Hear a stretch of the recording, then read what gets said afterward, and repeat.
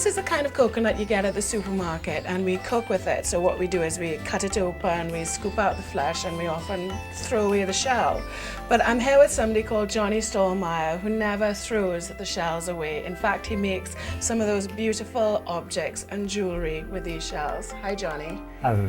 How are you going? I'm well. Thank you for being with us today. Pleasure. And letting us into your space. Well, it's my pleasure.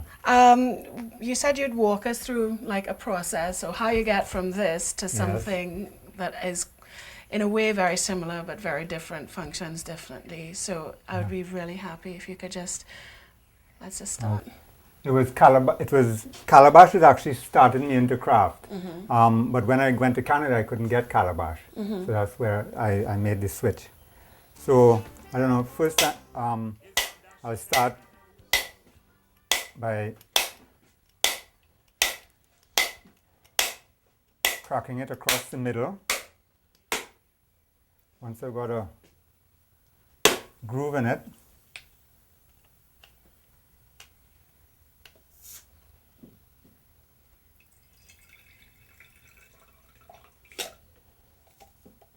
get the water out, and then this wonderful tool, which is appropriate technology from India, used to get the stuff out.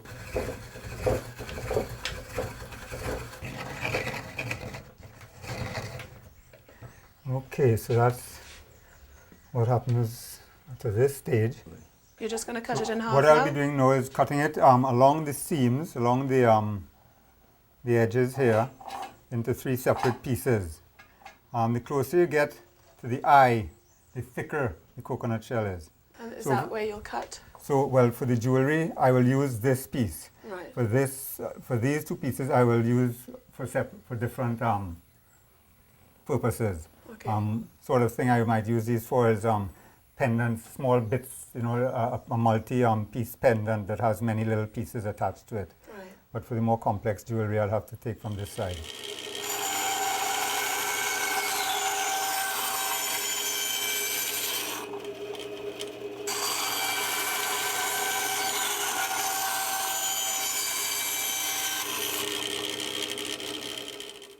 The next stage then is to take these images that I've been collecting and photocopying. I have a whole stash of them, and glue them onto the inside of the shell so that I then have a template to cut it out. From here, once the glue is dried, I will drill holes in the places that need to be cut out, and I come onto the scroll saw.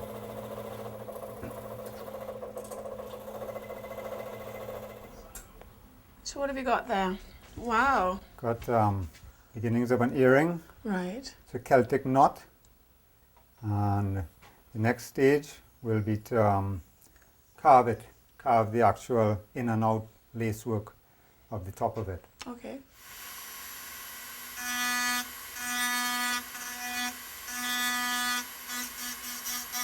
So Johnny, how did you start off with in this, doing this lovely craft?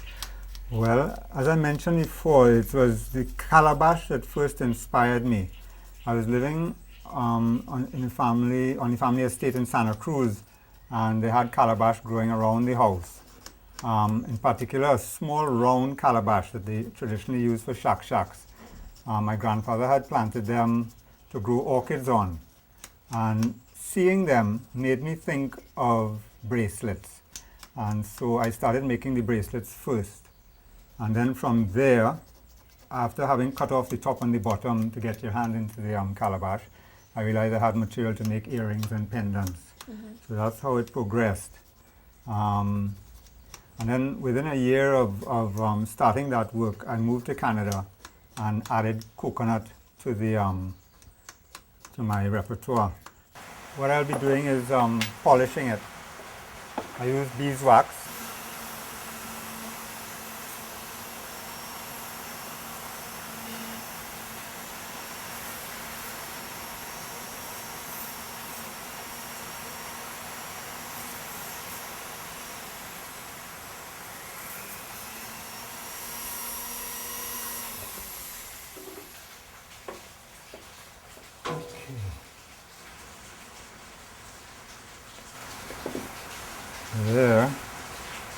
I have one coconut earring.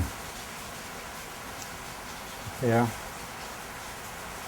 I'd love to have a look at some of these other things that you've got here. Yes. So this is That's a vessel. I use coconut for the base. right, A calabash vessel. right. It's decorative.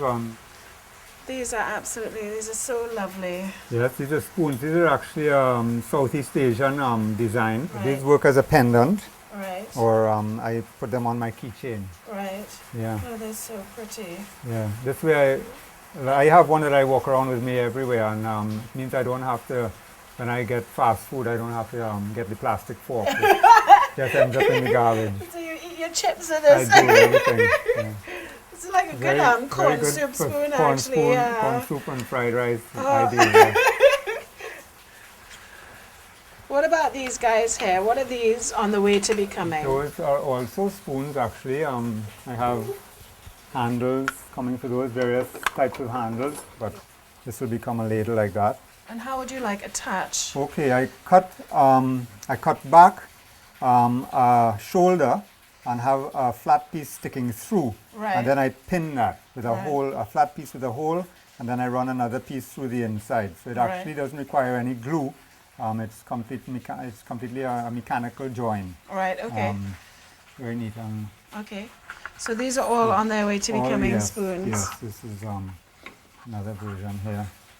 Is look like that. Right, okay. Yeah. That's so beautiful.